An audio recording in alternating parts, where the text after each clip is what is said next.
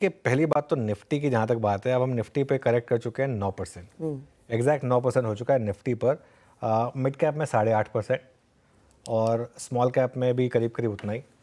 मेरे ख्याल से अब 200 डे मूविंग एवरेज को तो आप मान ही लीजिए। आई थिंक जब मैंने ये बात आई थिंक 7-8 दिन पहले कही थी तो शायद लोगों को यकीन नहीं हो रहा था, लेकिन 23,500 का रास्ता तो खुला है 200 डे मूविंग एवरेज। वहाँ पर देखते हैं सपोर्ट मिलेगा या नहीं मिलेगा। Texture firmly sell on rally का है। आज सुबह बात हुई थी कि जहाँ पे भी मौका मिले वहाँ सेल कर दीजिए। 24,500 जब तक स्क्रीन पर नहीं आ रहा तब तक टेक्सचर सेल ऑन रैली का है। तब 24,300 24,500 फिर भी पास दिख रहा था, अब तो 24,500 बहुत दूर दिख रहा है। अब तो मेरे ख्याल से आप 24,200, अब एक और चीज़ हो जाएगी। और जो 24,074 का लेवल अब तक आपके लिए सपोर्ट का काम कर रहा था, जिस तरीके से आज वो टूटा है, अब वो रेजिस्टेंस बन जाएगा मार्केट के लिए। अच्छा, बैंक निफ्टी की जहाँ तक बात है, बैंक निफ्टी अभी भी 100 डे एक्सपोनेंशियल मूविंग एवरेज को होल्ड कर रहा है। बैंक निफ्टी अभी भी शायद थोड़ा सा एक दिखा रहा है कि रिलेटिवली बेटर प्लेस्ड है।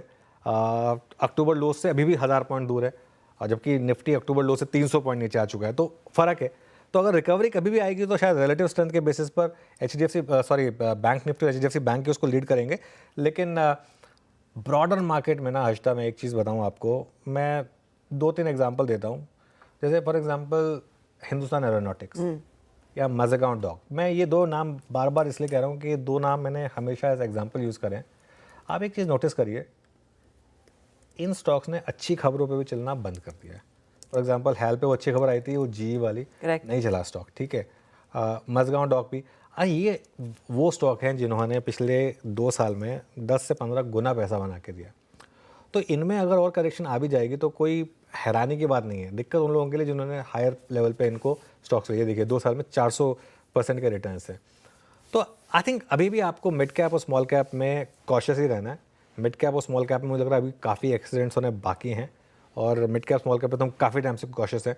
लेकिन अब तो दिक्कत ये हो रही है कि लार्ज कैप ने भी गिरना शुरू कर दिया। वो इनफैक्ट वही पेन पॉइंट इस समय का है। तो अनुज, फिर लार्ज कैप के पर्सपेक्टिव से कोई खास लेवल जो इंडेक्स पर आप वॉच करेंगे? अब एक ही रहेगा 23,500, 23,500 200 डे मूविंग एवरेज। अगर वो टूटा तो फिर भगवान भरोसे। खैर अभी भी मार्केट में लग रहा है काफ़ी हद तक भगवान भरोसे हो चुका है। वीरू के पास चलते हैं, जानते हैं स्टॉक स्पेसिफिक एक्शन क्या दिख रहा है। बाय द वे, इस बीच में एक हल्की सी पॉजिटिव किरण जो दिख रही है वो है SBI की। एक बार SBI का चार्ट लेकर आइए। आई थिंक नंबर्स आने हैं SBI के शायद अगले हफ्ते। उससे पहले ये एक स्टॉक है जो एकदम से कहीं ना कहीं से यहाँ पर बाइंग इंटरेस्ट आया, डे हाई पर आया। वीरू,